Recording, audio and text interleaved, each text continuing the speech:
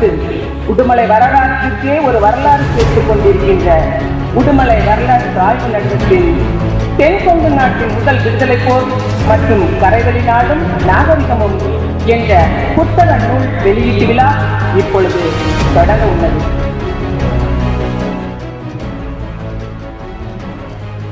எங்களோடு எப்பொழுதும் ஒத்துழைப்பு நல்கி கொண்டிருக்கின்ற ஐயா PK பொன்னுசாமி ஐயா அவர்களை வாழ்த்துரை வழங்க அன்போடு அழைக்கிறோம். மேடையில் அமர்ந்திருக்கும் என் இனிய மதிப்பிற்குரிய பெரியோர்களே, அரங்கை தெரிவித்திருக்கும் உடுமலை பகுதி மக்களே, உடுமலை வரலாற்று இன்று ஒரு முக்கியமான நாள் என்று சொல்லலாம். எந்த ஒரு உதவியும் எவரிடமும் பெறாமல் ஆய்வுகளை நடத்தி அருமையாக 3 நூல்களை கொண்டு வந்திருக்கிறது உடுமலை வரலாற்று மையம். இந்த நூல்களிலே இருக்கின்ற பொருள்களுக்கு தொடர்பாக 2 செய்திகளை நான் உங்களுக்கு சொல்ல வேண்டும். கடந்த பல ஆண்டுகளாக தொல்லியல் துறையிலும் கல்வெட்டு துறையிலும் மிக தலையாய ஆய்வுகள் எல்லாம் நடந்திருக்கின்றன. அவற்றில் நான் 2 சொல்ல வேண்டும் என்று. ஒன்று, சென்னையிலே பேராசிரியராக இருந்து கொண்டு தனியார் நிறுவனத்தில் இருந்து கொண்டு ஆய்வுகளை நடத்தி நம்மை தலைநிமிர வைத்த பேராசிரியர் சாந்தி பாப்பு அவர்களுடைய. இன்னொன்று, தமிழ்நாட்டின் தொல்லியல் துறைகளாகவும் வேறு சிலவுமாக இருந்து கீழடி தொட்டு 20 கிராமங்களுக்கு மேலாக 20 களங்களுக்கு மேலாக ஆய்வுகள் செய்து அவர்கள் கொடுத்த முடிவு. 15 ஆண்டுகளுக்கு முன்னால் இந்த சாந்தி பாப்பு என்கின்ற அம்மையார் அதிரம்பாக்கம் என்ற இடத்திலே, சென்னையிலிருந்து சிறு தூரத்திலே ஆய்வுகளை நடத்தினார். நாம் இதுவரை நம்பி வந்ததெல்லாம் முதல் மனித இனம் தோன்றியது ஆப்பிரிக்கா, அங்கிருந்து அது சீனாவுக்கு இஸ்ரேலுக்கு வந்தது, பிறகு சைனாவுக்கு வந்தது, பிறகு ஐரோப்பாவுக்கும் இந்தியாவுக்கும் வந்தது என்று சொல்லுவார்கள். இதெல்லாம் ஒரு 14 லட்சம் ஆண்டுகளுக்கு முன்னால கதை. ஆப்பிரிக்காவிலிருந்து யாரும் இந்தியாவுக்கு வரவில்லை, நேரடியாக வரவில்லை, சுற்றித்தான் வந்திருக்கிறார்கள் என்று சொன்னார்கள். இந்த அம்மையார் அப்படி இல்லாமல், இல்லை அவர்கள் வந்தது அதிரம்பாக்கம் போன்ற உலகளுக்குத்தான் வந்திருக்கின்றார்கள். 1 லட்சம் ஆண்டுகளுக்கு முன்னால் நமது வரலாறு பின்னால் போகிறது என்று குறிப்பிட்டார்கள். மிக அருமையான அற்புதமான வெளியீடு. இப்போது உங்களுக்கெல்லாம் தெரியும், அதிகம் பேசுகிறோம், கேட்கிறோம். கீழடி தொட்டு அம்மையார் அவர்கள் சொல்லியது போல பல இடங்களிலே நடந்த தொல்பொருள் ஆய்வுகள், அவை நமக்கு இப்போது அருமையான செய்திகளை என்னவென்று சொல்லியிருக்கிறார்கள் என்று சொன்னால், சிந்துவெளி நாகரிகத்துக்கும் காவிரி வழி நாகரிகத்துக்கும் ஏறக்குறைய 1500 ஆண்டுகள் பின்தங்கியது நாம் என்று சொல்லுகிறார்கள். அப்படி இல்லை, ஏறக்குறைய இந்த வேறுபாடே இல்லை, எல்லாம் அங்கும் இங்கும் ஒரே போதுதான் வந்திருக்க வேண்டும் என்கின்ற அருமையான செய்தியை அவர்கள் சொல்கிறார்கள். மிகவும் முக்கியமாக சங்ககாலம் என்பது நமக்கு தெரியும். அது நாம் எல்லாம் இப்போது நம்பிக்கொண்டிருப்பது போல கிமு 300 ஆண்டுகளுக்கு முன்னால் அல்ல, 600 ஆண்டுகளுக்கு முன்னால் என்ற செய்தியை இப்போது சொல்லுகின்றார்கள். இந்த செய்திகள் எல்லாம் என்ன சொல்லுகின்றது சொன்னால், நாம் இசைத்துறையை எடுத்துக்கொண்டால் பரத சாஸ்திரம்தான் முதல் இந்திய இசை நூல் என்று சொல்லுவார்கள். அதற்கு அடுத்து நமக்கு சொல்லுவது சிலப்பதிகாரத்தை சொல்லுவார்கள். இவை இரண்டிற்கும் மிக அந்த பரமசாஸ்திரத்திலிருந்து எடுத்துத்தான் சிலப்பதிகாரத்திலே இசையெல்லாம் வந்திருக்கிறது என்று சொல்லுகின்றார்கள். இந்த 300 ஆண்டுகள் பின்னோக்கி போனதன் காரணமாக இதெல்லாம் பொய்த்து போகின்றன. நாம் முன்னாலே இருக்கிறோம் என்ற செய்தி அருமையாக இருக்கின்றன. இப்போது நான் உடுமலை இந்த 3 நூல்களை பற்றி சில செய்திகள் நான் ஆழமாக சொல்லப் போகவில்லை. உண்மையிலேயே எந்த துறையாக இருந்தாலும் கூட ஒன்று பல்கலைக்கழகங்கள், அங்கே ஆய்வு செய்யும் என்னை போன்றவர்கள், இன்னும் பலரும் ஆய்வுகள் செய்து முடிவுகளை கொடுப்பார்கள். இன்னொன்று, யாருடைய உதவியுமே இல்லாமல் தன்னிச்சையாக தங்களுடைய அறக்கட்டளைகள் வழியாகவோ தனிப்பட்டவர்கள் வழியாகவோ ஆய்வுகளை கொடுத்திருக்கின்றார்கள்.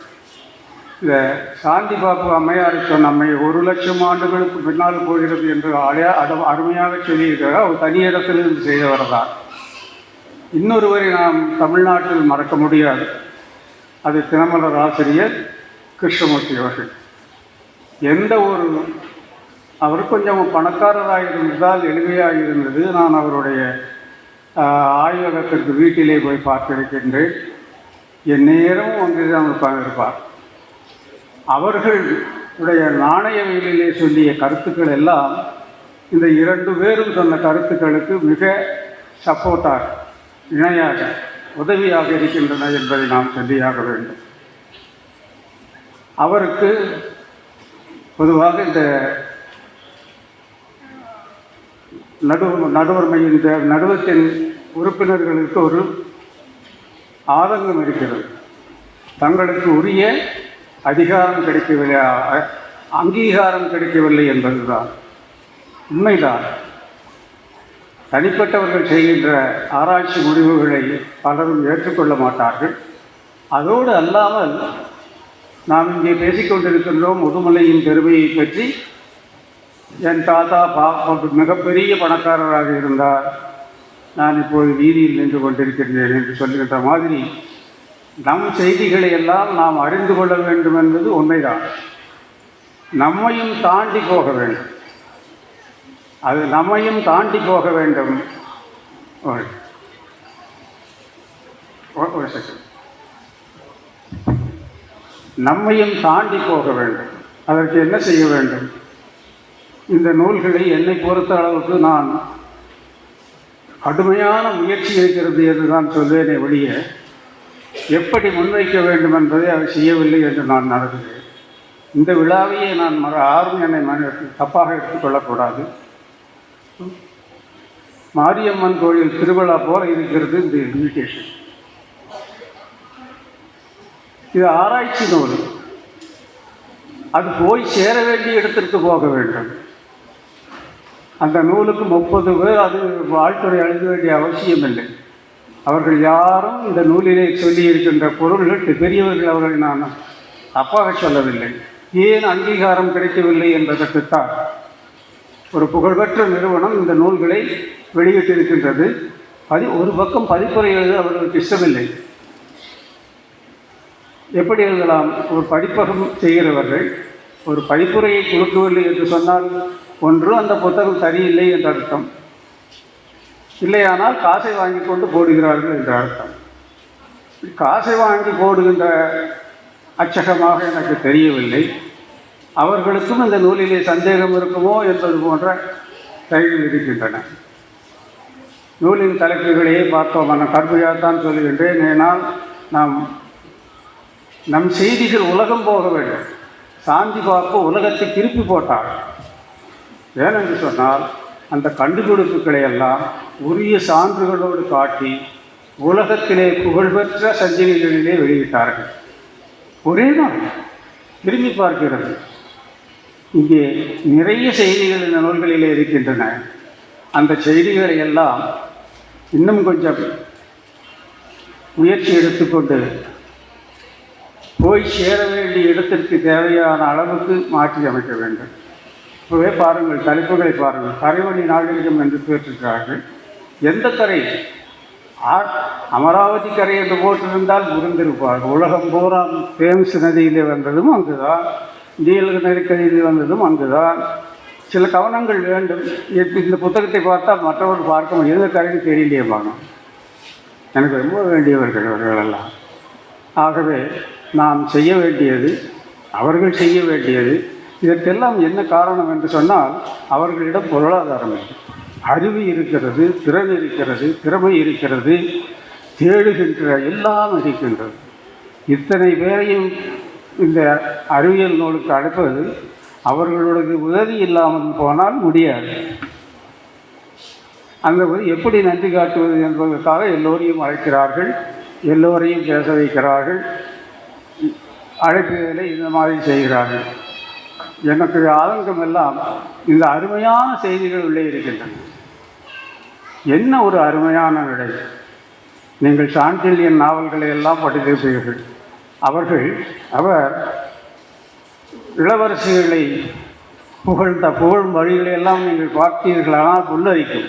அதே போலத்தான் அருட்செல்வனுடைய நடையும் இருக்கிறது. அவர்கள் பேசுவது இளவரசிகளை பற்றி அல்ல, அருமையான கல்வெட்டுக்களை பற்றி. அவையெல்லாம் மிக சிறப்பாக செய்ய வேண்டும். நான் அவ்வப்போது அவர்களுக்கு உதவி செய்து கொண்டுதான் இருக்கின்றேன். இந்த நிலையில் அவர்கள் எல்லோருமாக சேர்ந்து அவர்களை அந்த இயக்கத்திற்கு பொருளாதாரம் கிடைக்கின்ற வாய்ப்பை கொடுக்க வேண்டும்.